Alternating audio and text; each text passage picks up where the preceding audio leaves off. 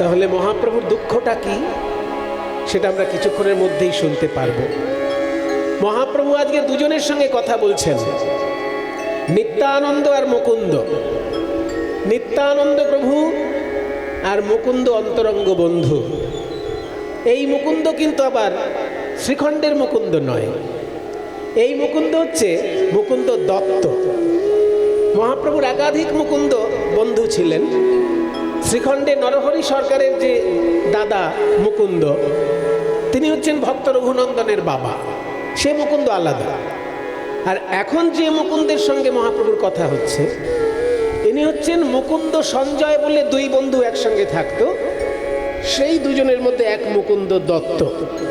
এই মুকুন্দ দত্ত খুব ভালো গান গাইতে পারতেন, কীর্তন খুব সুন্দর গাইতেন, মহাপ্রভু তার কাছে শুনতেন, ওই জন্য খুব প্রিয় বন্ধু ছিল মুকুন্দ। এই মুকুন্দ আর নিত্যানন্দ দুজনের কাছে গৌরাঙ্গ মহাপ্রভু মনের দুঃখের কথা বলছেন। কি কি বলছেন দুঃখের কথা?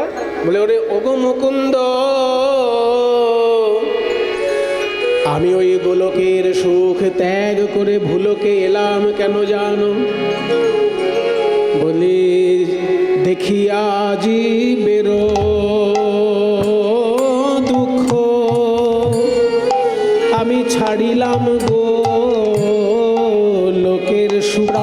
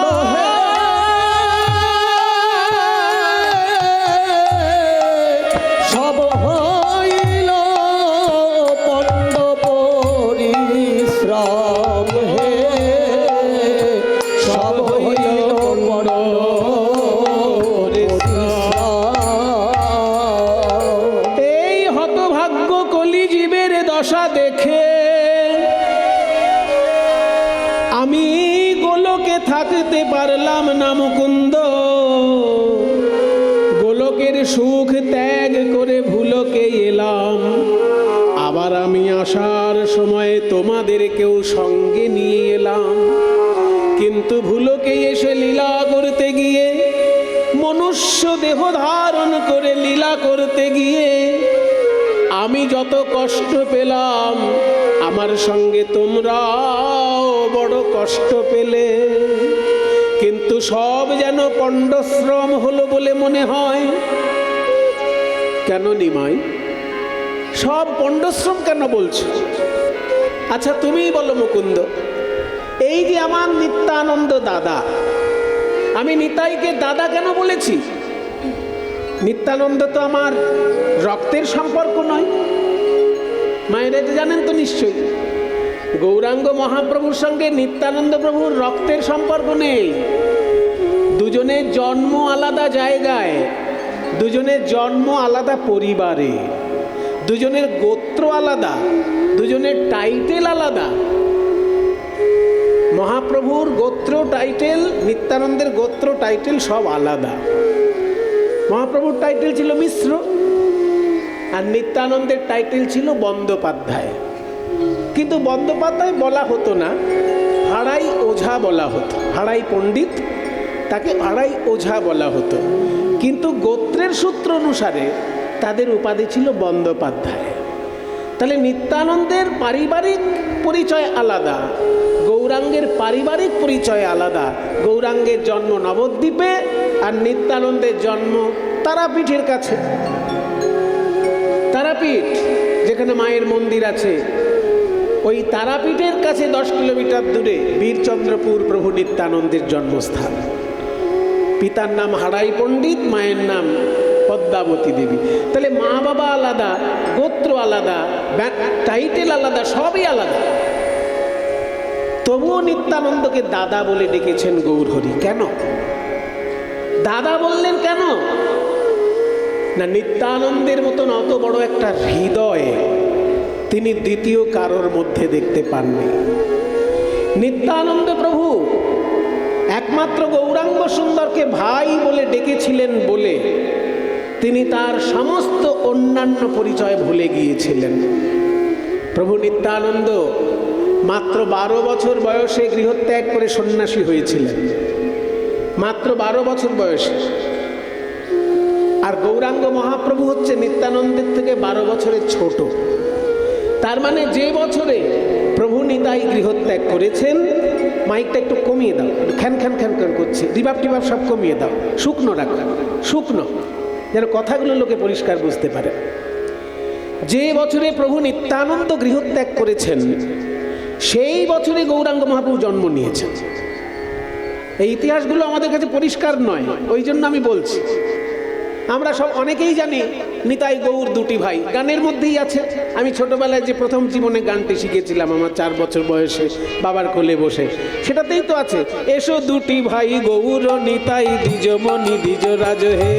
এসো দুটি ভাই গৌর নিতাই দ্বিজমণি দ্বিজরাজ হে। আমি পুজিব চরণ মনে আকিঞ্চন রাখিব হৃদয় মাঝে। আমি পুজিব চরণ মনে আকিঞ্চন রাখিব হৃদয় মাঝে। এই খোকা, তোদের মতন ছোট ছিলাম যখন, তখন এই গান শিখেছি আমি, জানিস?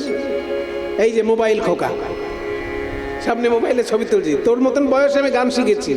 এই গানটা এখন গাইছি। যন্ত্র যদি পড়ে থাকে লক্ষ জনার মাঝে, যন্ত্র যদি পড়ে থাকে লক্ষ জনার মাঝে, যন্ত্রী না হইলে যন্ত্র কেমন করে বাজে। যন্ত্রী না হইলে যন্ত্র কেমন করে বাজে। আমার আছে হৃদি যন্ত্র বাজাও এসে তুমি। আমার আছে হৃদি যন্ত্র বাজাও এসে তুমি। এই গানটা তখন গাইতাম বটে, মানে বুঝতাম না। এইসব গানের গভীরতা বোঝার ক্ষমতা তখন ছিল না। বাবা শিখিয়ে দিয়েছিলেন, আমি মুখস্থ গেয়ে যেতাম। ভক্তরা দেখতাম হাত জোর করে মন দিয়ে শুনতো, কি যে শুনতো আমি বুঝতাম না। এখন বুঝি মানেটা। আমার আছে হৃদি যন্ত্র বাজাও এসে তুমি। আমার আছে হৃদি যন্ত্র বাজাও এসে তুমি। অধম সেবকে মাগে চরণ দুখানি। অধম সেবকে মাগে চরণ দুখানি। যন্ত্র বাজে না বাজে না, যন্ত্র বাজে না বাজে না। যন্ত্রী না হইলে যন্ত্র বাজে না বাজে না। যন্ত্রী না হইলে যন্ত্র বাজে না বাজে না। আমার হৃদয় যন্ত্র তোমার করকমলে তুলে দিলাম, তুমি এসে আমার এই হৃদয় যন্ত্রটা বাজিয়ে দাও প্রভু।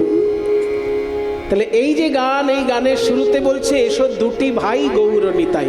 তাহলে আমরা ছোটবেলা থেকে শুনে অভ্যস্ত দুটি ভাই গৌর নিতাই, কিন্তু আমাদের অনেকের কাছে এটা পরিষ্কার নয় যে তারা দুটি ভাই আধ্যাত্মিক সম্পর্কে, পারিবারিক সম্পর্কে নয়। আধ্যাত্মিক সম্পর্কে তারা দুটি ভাই, পারিবারিক সম্পর্কে একেবারেই আলাদা। গৌরাঙ্গের পূর্বপুরুষ বাংলাদেশের, আর নিত্যানন্দের পূর্বপুরুষ ঘটি। ঘটি বাঙালের দুই ভাই। তাই না? মহাপ্রভুর যে বাবা জগন্নাথ মিশ্র, তিনি তো শ্রীহট্ট থেকে নবদ্বীপে এসেছিলেন পড়াশোনা করে সংসারের উন্নতি ঘটানোর জন্য। শ্রীহট্ট থেকে নবদ্বীপে এসেছিলেন। কাজেই বলতে পারা যায় পূর্ববঙ্গের পূর্বপুরুষ, তাদের রক্তটা পূর্ববঙ্গের মহাপ্রভুর। আর নিত্যানন্দের রক্তটাই তো ঘটি। হ্যাঁ, তাহলে ঘটি বাঙালের দুই ভাই হয়েছে তারা, নিতাই গৌর দুটি ভাই। কেন দুটি ভাই হলো? যে প্রভু নিত্যানন্দের মতো অত বড় হৃদয় মহাপ্রভু আর কারোর মধ্যে পেলেন না। কোন দিন প্রকাশ হলো? না, জগাই মাধাই উদ্ধারের দিন প্রকাশ হলো। যখন নিত্যানন্দের 12 বছর বয়স, সেই বছরে গৌরাঙ্গের জন্ম। নিত্যানন্দ প্রভু গৃহত্যাগ করে 20টা বছর ধরে সারা ভারতবর্ষ পর্যটন করলেন। 20 বছর সারা ভারত পর্যটন করে তখন নবদ্বীপে এলেন নিতাই। তখন গৌরের সঙ্গে তার মিলন হলো। তার মানে কি, গৌরাঙ্গের যখন 20-21 বছর বয়স, সেই সময় নিত্যানন্দের সঙ্গে মিলন হলো। আর গৌরাঙ্গের যখন 24 বছর বয়স, তখন তিনি নবদ্বীপ ত্যাগ করলেন। এই 3-4 বছরের মধ্যে তাদের ভ্রাতৃত্ব গড়ে উঠেছে, বন্ধুত্ব ভ্রাতৃত্বে পরিণত হয়েছে 3-4 বছরের মধ্যে। বড় বড় ঘটনা ঘটলো তখনই যখন গৌরাঙ্গের সঙ্গে নিতাই এসে মিলিত হলো। গৌরাঙ্গ একা কিন্তু জগাই মাধাই উদ্ধার করেনি, কাজী উদ্ধার করেনি, চাপাল গোপাল উদ্ধার করেনি। নিত্যানন্দের সঙ্গে যখন গৌরাঙ্গ মিলিত হলেন, তারপরেই কাজী উদ্ধার, জগাই মাধাই উদ্ধার, সমাজ সেবামূলক, সমাজ সংস্কারমূলক যত বড় বড় কর্মকাণ্ড সব প্রভু নিত্যানন্দের উপস্থিতিতে হয়েছে। গৌরসুন্দর একা করেননি। কেন না, যখন মাধাইকে হরিনাম প্রচার করতে গেল প্রভু নিতাই, মাধাই দেখলো বেটা আমাদেরকে এসেছে হরিনামের উপদেশ দিতে, মদের যে স্বাদ তার থেকে কি হরিনামের স্বাদ বেশি? এই বেটারা জীবনে খায়নি, ওই জন্য বোঝে না। আমাদের দলে পড়ে যদি কোনোদিন খায় তাহলে বুঝবে যে হরিনামের থেকে মদের টেস্ট অনেক বেশি। জগাই মাধাই এমন মদ খেতেন বাবা, কিছু মনে করবেন না। আপনার পয়সায় আপনি মদ খাবেন, আমার বলার কিছু নেই। আপনি পয়সা ইনকাম করছেন, আপনি খাবেন মদ, কিন্তু দয়া করে জগাই মাধাইয়ের সঙ্গে কম্পিটিশনে বসবেন না। বললে পরে উল্টে পড়ে যাবেন। কারণ জগাই মাধাই প্রতিদিন 80 হাঁড়ি মদ খেত। 80 হাঁড়ি মদ খেত, এত বড় মাতাল ছিল তারা। এতখানি তাদের মত্ততা ধরে রাখার ক্ষমতা ছিল, উল্টে পড়ে যেত না। আবার তারা শক্তিশালী পুরুষ ছিল, দুর্বল লোক নয়। কারণ নবদ্বীপে তারা ছিলেন কোটাল, বলা হতো নগর কোটাল জগন্নাথ মাধব। আমাদের যুগে যাদেরকে পুলিশ বলি, পুলিশ, আমরা ইংরেজদের কাছ থেকে শিখেছি পুলিশ শব্দটা। পুলিশ শব্দটা কি বাংলা? ইংরেজি শব্দ। ইংরেজি শব্দে আমরা পুলিশদেরকে ডাকি। ওই ইংরেজরা আসার আগে ওনাদেরকে ডাকা হতো কোটাল বলে, পুলিশকে কোটাল বলে ডাকা হতো। কাজে নবদ্বীপের কোটাল হচ্ছে জগাই মাধাই, মানে পুলিশ অফিসার। কিন্তু এতই মদ খায় যে মাইনের টাকায় মদ কেনার ক্ষমতা হয় না, তাই লোককে অত্যাচার করে পয়সা আদায় করে মদ খাওয়ার জন্য। লোকের বাড়িতে আগুন দিয়ে দেয় মদের পয়সা না পেলে। এইরকম অত্যাচারী পুলিশ অফিসার ছিলেন জগাই মাধাই। কিন্তু নিত্যানন্দ প্রভু যখন এসে বললেন আয় হরিনাম বল, তখন মাধাই ভাবলো এই বেটাকে একটা এই মদের কলসি খেতে খেতে কলসিটা ভেঙে ওই যে কানাটা খোঁচা খোঁচা হয়ে রইল, ওই কানাটা ছুঁড়ে নিত্যানন্দের কপালে। আর নিত্যানন্দের দরদর করে রক্ত বেয়ে সারা গায়ে পড়তে লাগলো। এইখানে আমার ব্যাখ্যা আছে। আমার এখানে প্রশ্ন যে প্রভু নিত্যানন্দ কি মাতালের কাছে মার খেয়ে তার কাছে হাত জোড় করা মানুষ? প্রভু নিত্যানন্দের শক্তি সম্পর্কে চৈতন্য ভাগবতে দেখবেন বলছে পাগলা ষাঁড়ের সঙ্গে লড়াই করত। পাগলা ষাঁড়ের সঙ্গে লড়াই করে ষাঁড়টাকে বশে এনে সেই ষাঁড়ের পিঠে চেপে বলতো দেখ আমি শিব, আমি শিব, আমি শিব। তাহলে যে লোকের ষাঁড়ের সঙ্গে লড়াই করার ক্ষমতা আছে সে মাতালকে ভয় পায়? ওই নিত্যানন্দকে যখন মাধাই মদের কলসি ছুঁড়ে মেরেছে। নিত্যানন্দের এত ক্ষমতা ছিল, সঙ্গে সঙ্গে গিয়ে ওই মাধাইকে কানটা ধরে এমন এক থাপ্পড় দিতেন, একদম অজ্ঞান হয়ে পড়ে যেত মাধাই। কিন্তু দেননি, দিতে পারতেন কিন্তু দেননি। নিত্যানন্দ প্রভুর এত শক্তি ছিল যে পাগলা ষাঁড়ের সঙ্গে লড়াই করত, মাতাল তো কোন ছা। আর নিত্যানন্দ তো নবদ্বীপের লোক নয় যে পুলিশ অফিসারকে ভয় পাবে। নিত্যানন্দ তো সারা ভারতবর্ষ ঘুরে পায়ে হেঁটে ঘুরে বেড়ানো সন্ন্যাসী। আর সন্ন্যাসী কাউকে ভয় পায় না, কারণ সন্ন্যাসী কারোর ধার ধারে না। সন্ন্যাসী কারণ ভিক্ষার উপর নির্ভরশীল নয়। একজন ভিক্ষা না দিলে আর একজন দেবে। জগতে কেউ যদি ভিক্ষা না দেয় তাহলে গাছের পাতা আছে আর নদীর জল আছে, সন্ন্যাসীর খাবার অভাব হয় না। গাছের পাতা খেয়ে থাকবে সন্ন্যাসী, কেউ যদি ভিক্ষা না দেয়। সেই জন্য কারোর উপর নির্ভরশীল নয় সন্ন্যাসী। নিত্যানন্দ প্রভু মরে গেলে কাঁদার কেউ নেই, সেই জন্য ওই মাধাইকে ভয় পায় না নিতাই। এক থাপ্পড় দিয়ে মাধাইকে অজ্ঞান করে দিতে পারতেন। কিন্তু সেদিনকে নিত্যানন্দ রূপে আসেননি, গৌরাঙ্গের দাদা হয়ে এসেছিলেন। সেই জন্য নিজের সমস্ত ক্ষমতা গোপন করে প্রেমের অবতার গৌরাঙ্গ মহাপ্রভুর দাদা বলে সেদিনকে তিনি প্রেমের বাণী বলেছিলেন। হিংসার পরিবর্তে হিংসা প্রকাশ করেননি, হিংসার পরিবর্তে প্রেম প্রকাশ করেছিলেন।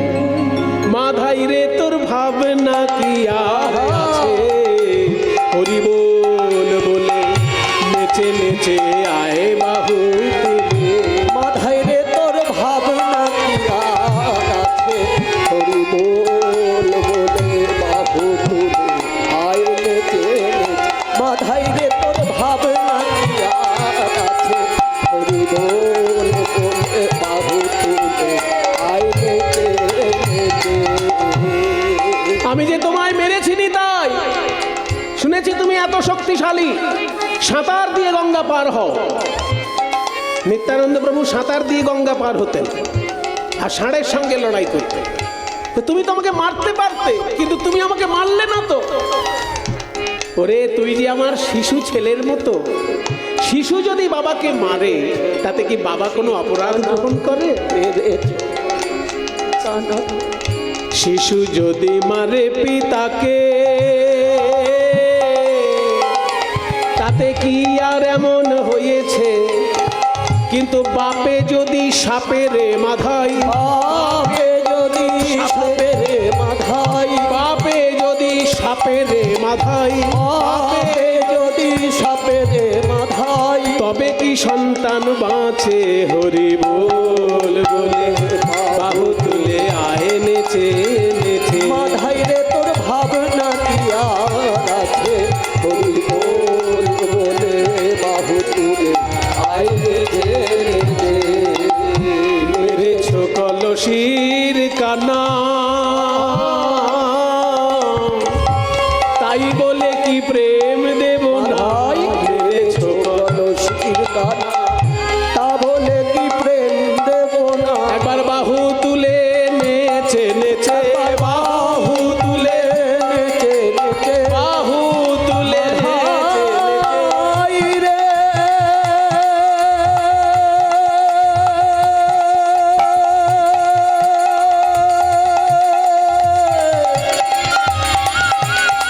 মাধাই রে,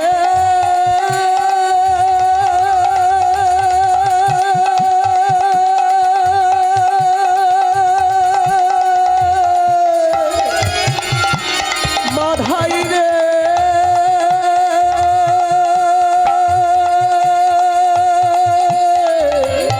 মাধাই রে, একবার হরি হরি বলে নেচে, হরি বলে নেচে নেচে।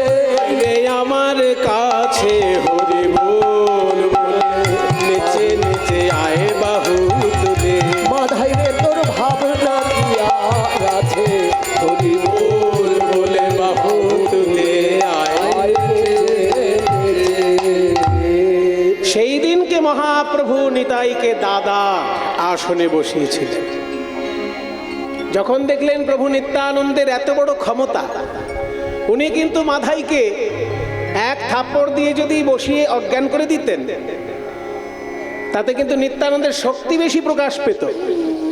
আর নিত্যানন্দ যেহেতু ভবঘুরে সন্ন্যাসী, তার জেলে যাওয়ারও ভয় নেই, মরারও ভয় নেই। তখনও তো নিত্যানন্দের বিবাহ হয়নি। নিত্যানন্দের বিবাহ তো মহাপ্রভুর আদেশে অনেক পরে হয়েছে। সেই জন্য উনি তখন ভবঘুরে সন্ন্যাসী, ওনার মরার কোনো ভয় নেই। আর উনি মরে গেলে কাঁদার জন্য কেউ নেই, সেই জন্য কাউকে উনি ভয় পান না। কিন্তু মহাপ্রভুর দাদা বলে, মহাপ্রভুর সম্মানার্থে তিনি মাধাইকে না মেরে প্রেমের বাণী প্রচার করেছিলেন। সেই দিনকে নিত্যানন্দ প্রভুর অত বড় হৃদয় দেখে গৌরসুন্দর দাদার আসনে বসিয়েছিলেন। চিরকাল সেই দাদার আসনেই তাকে রেখেছিলেন। আরো কি বলেছিলেন জানেন? রাঘব পণ্ডিতকে ডেকে বলেছিলেন, গৌরসুন্দর শোনো শোনো হে রাঘব, তোমায় গোপ্য কই, একটা গোপন কথা বলছি তোমাকে, তোমায় গোপ্য কই, আমার দ্বিতীয় নাই নিত্যানন্দ বই। গোপীগণের যেই প্রেম কহে ভাগবতে, একলা নিত্যানন্দ হইতে পাইবে জগতে। গোপীগণের প্রেম যদি কেউ পেতে চায়, প্রভু নিতাই চাঁদের কৃপার দ্বারাই সেই প্রেম পাওয়া যাবে। তাই তো পদকর্তা নরোত্তম বলছেন, নিতাই পদ কমল কোটি চন্দ্র সুশীতল, নিতাই পদ কমল কোটি চন্দ্র সুশীতল, যে ছায়াতে জগৎ জুড়ায়, যে ছায়াতে জগৎ জুড়ায়, যে ছায়াতে জগৎ জুড়ায়। হেন নিতাই বিনে ভাই রাধা কৃষ্ণ পাইতে নাই গো, হেন নিতাই বিনে ভাই রাধা কৃষ্ণ পাইতে নাই গো। দৃঢ় করি একবার দৃঢ় করি ধরো নিতাই পায়, একবার দৃঢ় করি ধরণী তাই পায়। এই ব্যাপারটা ঠিক মাথায় ঢুকলো না। বলছে হেন নিতাই বিনে ভাই রাধা কৃষ্ণ পাইতে নাই। শ্রীপাদ রামদাস বাবাজি মহারাজ আবার আখর দিয়েছেন, রাধা কৃষ্ণ পেলে পরেও নিও না গো, রাধা কৃষ্ণ পেলে উপরে নিও না গো। প্রভু নিতাইয়ের কৃপা বিনা রাধা কৃষ্ণ পেলে পরেও নিও না গো। প্রভু নিতায়ের কৃপা বিনা রাধা কৃষ্ণ পেলে উপরে নিও না গো। এটা কেন? যদি রাধা কৃষ্ণ এসে বলেন, কিছু মনে করবেন না। মনে করুন রাধা কৃষ্ণ দর্শন দিলেন কৃপা করে, আপনাকে বললেন আমরা বৃন্দাবন থেকে এসেছি, তোমাকে খুব ভালো লেগেছে, তোমাকে দর্শন দিলাম, এই নাও আমাদের সেবা করো। তখন কি আপনি বলবেন দাঁড়ান রাধা কৃষ্ণ আগে নিতাইকে ডাকি তবে আপনার সেবা করব? বৈষ্ণবাচার্যগণ বলছেন হ্যাঁ সেটাই করতে হবে। রাধা কৃষ্ণ যদি এসেও বলেন যে আমাকে সেবা করো, আগে তুমি মনে মনে নিতাইকে স্মরণ করবে, তারপর রাধা কৃষ্ণের সেবা করবে। তা না হলে তোমার সেবা সঠিক সেবা হবে না। এখানে একটা গল্প, ছোট্ট একটা গল্প বলি, মানে কিছু কিছু গল্প না বললে, ওই যে দৃষ্টান্ত না হলে সিদ্ধান্ত প্রতিষ্ঠা করা যায় না। একটা ছোট্ট দৃষ্টান্ত দিচ্ছে। একজন গেছিল ইংল্যান্ডে বেড়াতে, বাঙালি বাবু। এক বাঙালি বাবু ইংল্যান্ডে গিয়ে ইংরেজ বন্ধু হয়ে গেছে। এবার ইংরেজ বন্ধুর বাড়িতে গিয়েছে বাঙালি, তখন ইংরেজি খাবার দিয়েছে, টোস্ট, রোস্ট, কেক, প্যাটিস, এইসব ইংরেজি খাবার। টোস্ট, রোস্ট, কেক, প্যাটিস, এইসব ইংরেজি খাবার সেই ইংরেজের বাড়িতে খেয়ে এসেছে বাঙালি বাবু। এবার যথারীতি বাঙালি সেই ইংরেজকে বলছে তুমি একবার বাংলায় এসো, বাঙালি খাবার খাওয়াবো তোমাকে। Of course, I also will go to Bengal. ইংরেজি বললো ঠিক আছে, আমিও যাব বাংলায় গিয়ে একবার খেয়ে আসবো তোমাদের খাবার। তো সেই ইংরেজ যখন বাংলায় এসেছে তখন বাঙালি বাবুর বাড়িতে গিন্নিতে বলেছে, দেখো ওর ঘরে গিয়ে ইংরেজি খাবার খেয়েছি, আমাদের ঘরে কিন্তু ওকে বাংলা খাবার দিতে হবে। গিন্নি বাংলা যা যা খাবার ভালো করে রান্না করে সাজিয়ে দাও ইংরেজকে। এবার গিন্নি যথারীতি সমস্ত রকমের বাংলা রান্না, উচ্ছে ভাজা থেকে শুরু করে নিম বেগুন আছে, উচ্ছে ভাজা আছে, তারপর শুক্তো আছে, মুগের ডাল আছে, তারপরে আলু পটল আছে, আলু কপি, অনেক রকমের তরকারি, শেষে চাটনি, পায়েস, সব কিছু করে একদম থরে থরে সাজিয়ে দিয়েছে। সাহেবকে সাজিয়ে দিয়ে তারপর বাঙালিরা সবাই দরজা বন্ধ করে বাইরে গিয়েছে, বলে আমাদের সামনে খেতে লজ্জা করবে, তুমি একা খাও, আমরা বাইরে আছি। এবার সাহেবের সামনে ওই যে চারিদিকে খাবার সাজানো, এবার সাহেব পড়েছে বিপদে যে কোনটা আগে খাবো। সব তো সাজানো রয়েছে না, থালা, কাঁসার থালায় একদম সুন্দর করে ঘি দিয়ে একদম ভাত দিয়ে দিয়েছে, তারপরে চারিদিকে নানা রকম তরকারি, চাটনি, পায়েসও আছে। এবার অনেকক্ষণ দেখছে যে একটা বাটিতে কিশমিশ টিশমিশ দেওয়া আছে, এইটাই তাহলে আগে খায়।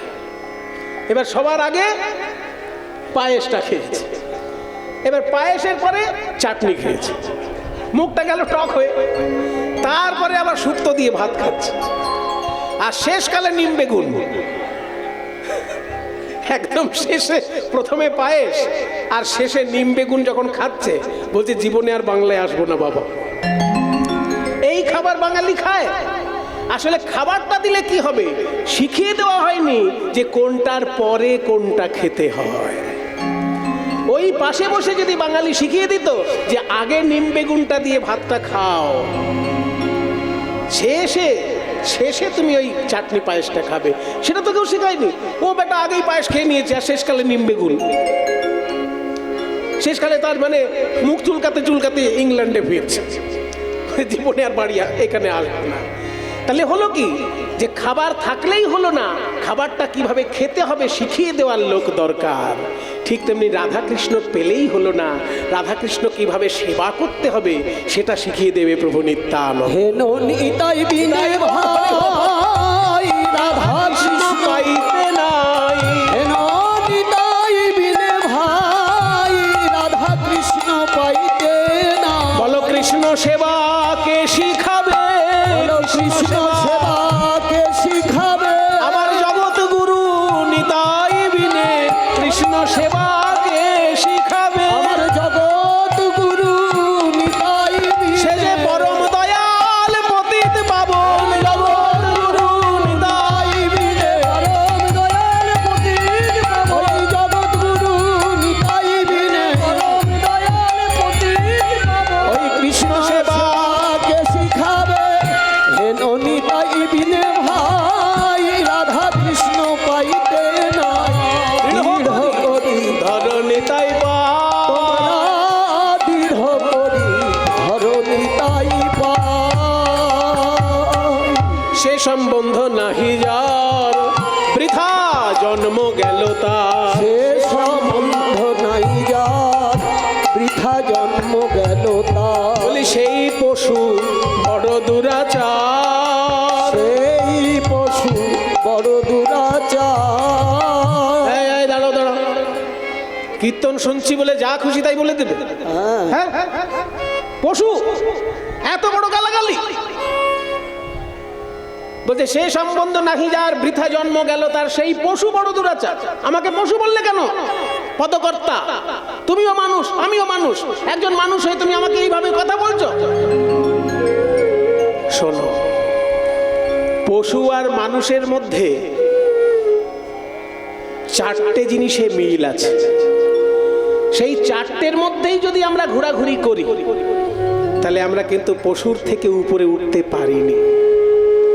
এটা কোথায় বলছে? মহাভারতে বেদব্যাস বলছেন, আহার নিদ্রা ভয়মৈথুনঞ্চ সামান্যমেতৎ পশুভির নরাণাম ধর্মো হি তেষাম অধিকো বিশেষঃ ধর্মে নহি না পশুভি সমানা। মহাভারতের বাণী। চারটে জিনিস তুমিও যা করো পশুতেও তাই করে। আহার, নিদ্রা, ভয়, মৈথুন। তুমি খাবার খেতে ভালোবাসো, পশুও খাবার খেতে ভালোবাসে। তুমি ঘুমোতে ভালোবাসো, পশুও ঘুমোতে ভালোবাসে। তুমিও ভয় পাও, পশুও ভয় পায়। তুমিও বিবাহ করে বংশ বিস্তার করতে ভালোবাসো। প্রভু সামাজিক বিবাহ করে না বটে, কিন্তু বংশ বিস্তার করতে ভালোবাসে। তাহলে বংশ বিস্তার, খাওয়া, ঘুম আর ভয় পাওয়া, এই চারটে নিয়ে যদি তোমার জীবন কেটে যায়, তাহলে পশুর থেকে তুমি কিন্তু বেশি বড় হতে পারোনি এখনো। তাহলে কি করতে আমাকে পশুর থেকে বড় হতে গেলে? পশুর থেকে বড় হতে গেলে কি করতে হবে? ঋণ শোধ করতে হবে। তুমি কয়েকটা ঋণ নিয়ে জন্ম নিয়েছো ভাই, সেই ঋণগুলো তুমি যদি জীবন ধরে শোধ করতে থাকো, তাহলে পশুর থেকে তুমি বড় হয়ে মানুষ হয়ে যাবে। ক রকমের ঋণ আছে? 5 রকমের ঋণ আছে।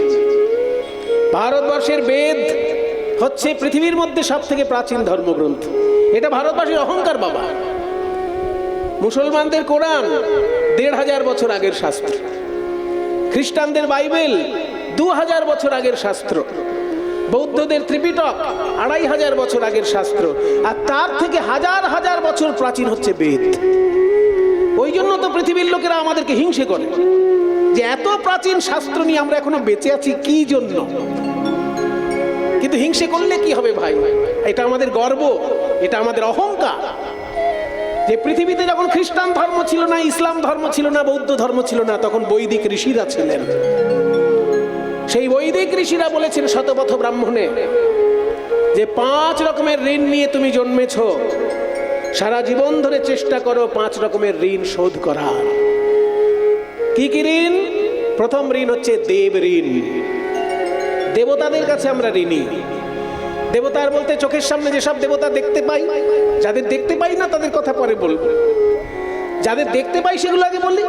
যেমন চন্দ্র দেখতে পাই, সূর্য দেখতে পাই, বায়ু দেখতে পাই না কিন্তু বুঝতে পারি, গায়ে লাগলে বুঝতে পারি বাতাস যাচ্ছে, জল দেখতে পাই।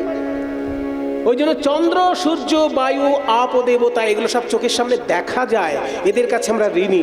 চাঁদের কাছে আমরা ঋণী না? রাতের বেলা ঠান্ডা আলোটা যখন গায়ে মাখি কত ভালো লাগে। সূর্যের কাছে আমরা ঋণী না? সূর্যের আলো যখন গাছের পাতায় এসে পড়ে, শালক সংশ্লেষ হয়, তখন গাছের খাদ্য তৈরি হয়। গাছ তখন কি করে? অক্সিজেন ছাড়ে আর কার্বন ডাই অক্সাইড গ্রহণ করে। তাহলে গাছ যদি আমাদের কার্বন ডাই অক্সাইড গ্রহণ না করতো আর অক্সিজেন না ছাড়তো, তাহলে আমরা বাঁচতে পারতাম? তাহলে সূর্যের আলো এসে গাছে পড়ছে বলেই তো অক্সিজেন তৈরি হচ্ছে, আর সেই অক্সিজেনটা নিয়েছি বলে আমি বেঁচে থাকছি। ওই জন্য সূর্যের কাছেও আমি ঋণী। চন্দ্র, সূর্য, বায়ু, দেবতা সকলের কাছে আমরা ঋণী। ওই জন্য দেব ঋণ প্রথমে। পূজা অর্চনার মধ্যে দিয়ে দেব ঋণ শোধ হয়। পূজা অর্চনা যে আমরা করি তার মাধ্যমে দেব ঋণ শোধ হয়।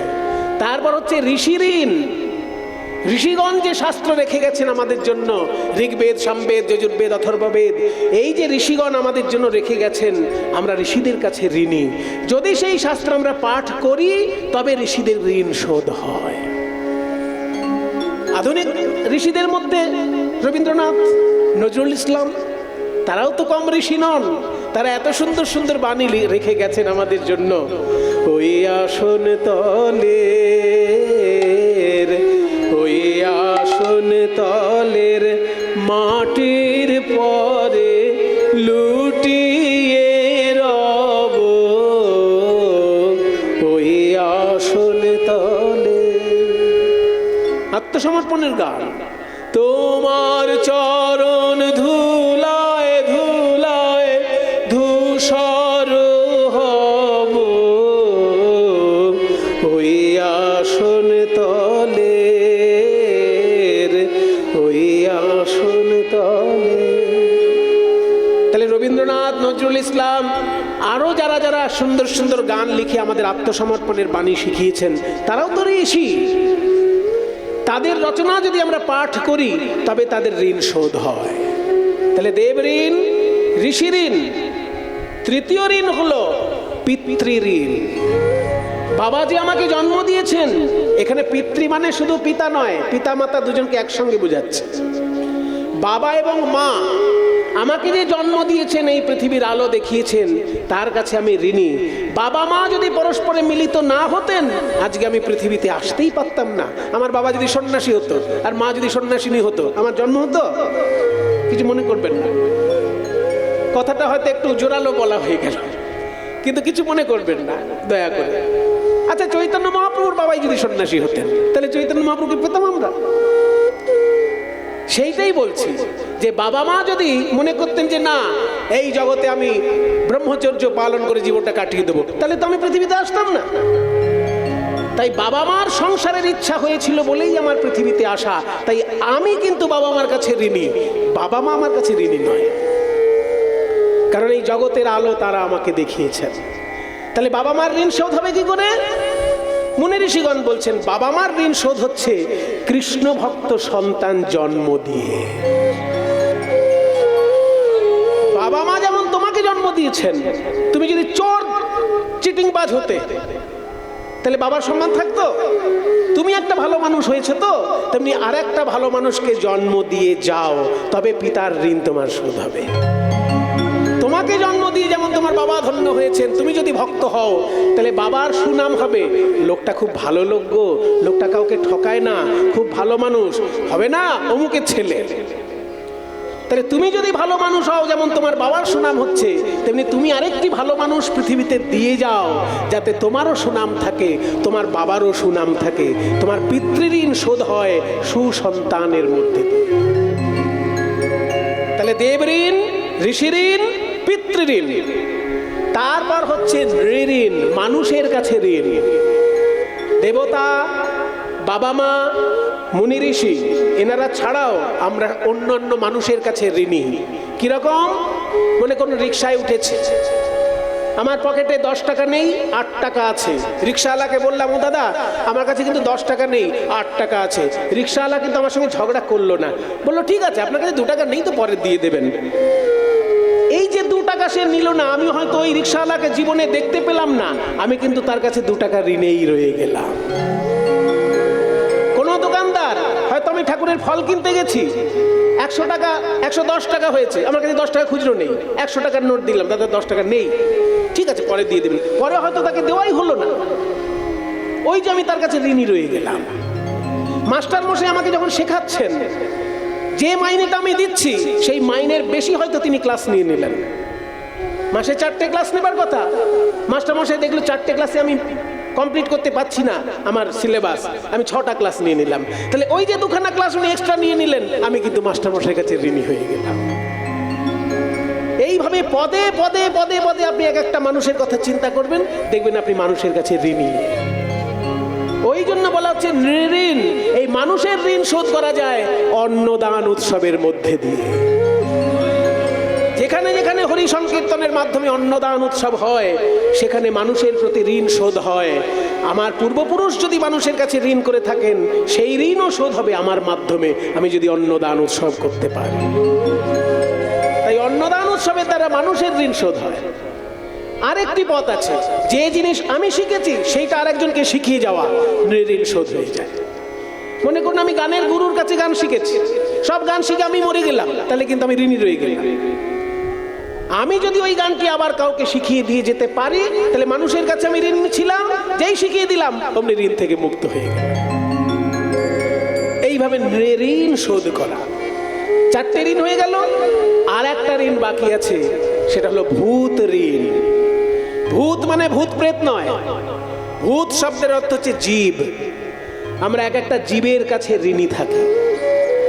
আগেকার দিনে গরুর গাড়িতে আমরা অনেকবার চড়েছি, কিন্তু গরুটাকে যেভাবে খেতে দেওয়া হয় তার থেকে অনেক বেশি কাজ করানো হয়। তাহলে যতটুকু খাওয়ানো হয় ততটুকু যদি কাজ হতো তাহলে ঋণ হতো না, কিন্তু খাওয়ানো হচ্ছে একবার আর কাজ করানো হচ্ছে 10 বার, তাহলে ঋণ হয়ে যাচ্ছে না। আমি রাতের বেলা নাক ডেকে ঘুমোচ্ছি, কিন্তু পাড়ার কুকুরটা জেগে আছে, একটা চোর আসলেই একদল কুকুর গিয়ে তার উপর ঝাঁপিয়ে পড়লো, তাহলে ওই যে কুকুরদের জন্য চোরের হাত থেকে মুক্তি পেলাম, তাহলে কুকুরগুলোর কাছে আমি ঋণী হলাম না? এইভাবে ভেবে দেখলে আমরা জীবজন্তুর কাছেও ঋণী থাকি, সেটা হচ্ছে পঞ্চম ঋণ। এই জীবজন্তুকে সেবা করাটাও কিন্তু 5টি যজ্ঞের মধ্যে একটা। কুকুরকে খেতে দেওয়া, বিড়ালকে খেতে দেওয়া, পাখিকে খেতে দেওয়া, কাককে খেতে দেওয়া, এমনকি পিঁপড়েকে খেতে দেওয়া। এগুলো হচ্ছে জীব। জীবকে খেতে দিলে জীব ঋণ বা ভূত ঋণ শোধ হয়। এই পঞ্চ ঋণ শোধ করে যাওয়াটাই তোমার মনুষ্যত্ব ধর্ম। এটা আমাদের মুনি ঋষিগণ শিখিয়েছেন। তাই যদি তুমি এই 5টা ঋণ শোধ না করো, তাহলে কিন্তু ওই আহার, নিদ্রা, ভয়, মৈথুন 4টে করে তুমি পশুর ধর্ম পালন করে জীবন। তাই বলছে সেই পশু বড় দুরাচার, সেই পশু বড় দুরাচার। এইবার আপনারা একটুখানি মিলিয়ে নিন, যারা যারা ধর্ম আচরণ করছেন, দেখুন আপনার ধর্ম আচরণের মধ্যে এই 5টি ঋণই শোধ হচ্ছে। আপনি যখনই কোনো দেবতাকে পুজো করছেন, দেব ঋণ শোধ হচ্ছে। আপনি যখনই কোনো মন্ত্র উচ্চারণ করছেন, ঋষি ঋণ শোধ হচ্ছে। আপনি যখনই ছেলেটাকে শেখাচ্ছেন, বাবা এইভাবে তুলসী পাতাটা দাও, এইভাবে ঠাকুরকে সেবা করো, অমনি আপনার পিতৃঋণ শোধ হচ্ছে। যখনই আপনি অন্নদান উৎসব করছেন, আপনি নৃঋণ শোধ হচ্ছে। যখনই সেই প্রসাদের বাকি জিনিস কুকুর, বিড়াল তাদেরকেও দিচ্ছেন, অমনি ভূত ঋণও শোধ হচ্ছে। আপনার ধর্মাচরণের বড় অংশটাই কিন্তু এই পঞ্চ ঋণ শোধের মধ্যে দিয়েই হচ্ছে। এটা যদি না করো, তাহলে কিন্তু তুমি ওই পশুর মতনই থাকলে, শুধু খাওয়া দাওয়া করে বংশ বিস্তার করে জীবন কাটিয়ে চলে গেলে, কিছু বুঝলেই না যে 5টা ঋণ কিভাবে শোধ করতে হয়। তাই বলছে সেই পশু বড় দুরাচার, সেই পশু বড় দুরাচার। অহংকারে মত্ত হইয়া নিতাই পদ পাশরিয়া, অহংকারে মত্ত হইয়া নিতাই পদ পাশরিয়া। অসত্যরে সত্য করি মানি, অসত্যরে সত্য করি মানি। যারা অহংকারে মত্ত হয়ে নিতাই চরণকে ভুলে গিয়ে, পাশরিয়া মানে ভুলে গিয়া, অসত্যরে সত্য করি মানে, অসত্য কি না, এই জগৎ সংসার, এই যে যা কিছু সাজানো গোছানো দেখছি, এগুলো অনিত্য। আমার এই দেহটা হচ্ছে অনিত্য, আর দেহের ভিতর যে প্রাণ খেলা করছে, আত্মা খেলা করছে, সে হচ্ছে নিত্য। আমি আত্মার খবর নিলাম না, শুধু দেহটাকে সুন্দর করার চেষ্টা করলাম, তাহলে কি আমি অসত্যকে সত্য বলে মনে করছি না? যদি আত্মার খবর নিই, তাহলে আমি সত্যের খবর নিচ্ছি। তা না নিয়ে আমি শুধু দেহটা কি করে ভালো থাকবে সেই খবর নিচ্ছি, তাহলে অসত্যকে সত্য বলে মনে করছি।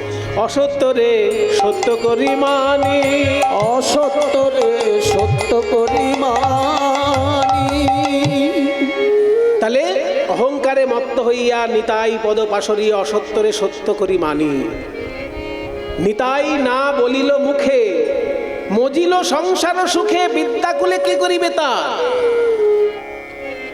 বিদ্যাকুলে কি, বিদ্যা এবং কুলে, বিদ্যা মানে পড়াশোনা, কুল মানে বংশ মর্যাদা। আমি ব্রাহ্মণের ছেলে, এই যে বংশ মর্যাদার জন্য একটা অহংকার থাকে, কিন্তু নিত্যানন্দকে চিনি না, তাহলে কি করলাম? বাঙালি হিসেবে আমার জন্ম বৃথা। আমি যদি রাজস্থানে জন্ম নিয়ে বলতাম নিত্যানন্দকে চিনি না, তাহলে তবু মানাত, ঠিক আছে, রাজস্থানের কোনো মহাপুরুষকে চিনি, বাঙালির মহাপুরুষ নিতাইকে হয়তো চিনি না, হতেই পারে। কিন্তু বাংলায় জন্ম নিয়েছি, ব্রাহ্মণ বলে অহংকার করছি, অথচ নিত্যানন্দ সম্পর্কে কোনো খোঁজ খবর রাখি না, তাহলে আমার তো বাঙালি হিসেবে জন্মটাই বৃথা। তাই বলছে বিদ্যা কুলে কি করিবে তার, তার পড়াশোনাটাই অসম্পূর্ণ, এবং তার বংশমর্যাদার যে অহংকার, সেটাও তার বৃথা অহংকার, তাই না? তাই অহংকারে মত্ত হইয়া নিতাই পদ পাশরিয়া, অসত্যরে সত্য করি মানি। নিতাই না বলিল মুখে, মজিল সংসার সুখে, বিদ্যা কুলে কি করিবে তার। আরো কি বলছে, যে নিত্যানন্দ নিতাইয়ের চরণ সত্য, তাহার সে বকনি। আমার নিতাইয়ের চরণ সত্য, তাহার সেবক নিত্য। যেদিন নিতাইয়ের করুণা হবে, ব্রজে রাধা কৃষ্ণ পাবে হে।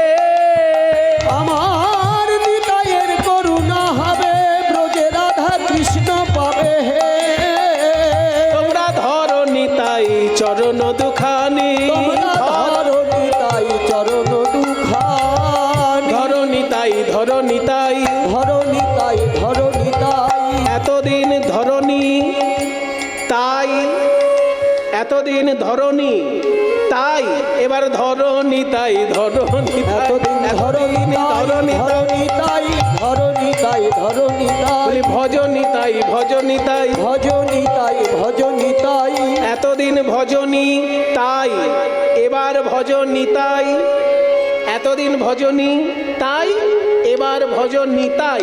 কেন না কলিযুগের ভজনী তাই, ভজন নিতাই।